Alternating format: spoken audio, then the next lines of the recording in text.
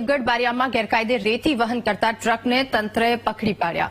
મામલતદારની ટીમે નાની ઝરી અને મોટી ઝરી ગામે તપાસ કરી 7 ઓવરલોડેડ ટ્રક પકડી પાડી।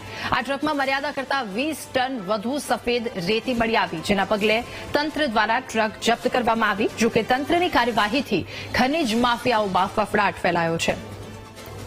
આજરોજ દેવગઢ બારિયા તાલુકાના મોટી ઝરી અને નાની ઝરી ગામેથી પસાર થતી ટ્રકો રેતીની ટ્રકોની ચકાસણી કરતા તેઓ પાસે તેઓની પરમિટ ઉપરાંતનો ઓવરલોડ વેટ જણાવી આવતા એમનો કાંટા પાવતી ફરીથી કરવામાં આવેલી હતી અને આ તરફ નડિયાદમાં સરકારી નિયમોની એસી તેસી કરનાર કંપનીઓની સામે જીપીસીબી દ્વારા એક્શન લેવામાં આવ્યું છે। તળાવમાં કેમિકલ યુક્ત પાણી છોડનારી 4 કંપનીઓને જીપીસીબીએ નોટિસ ફટકારી। ડાઇંગ કંપનીઓ ખુલ્લેઆમ જીપીસીબીના નિયમોનું ઉલ્લંઘન કરી રહી હતી।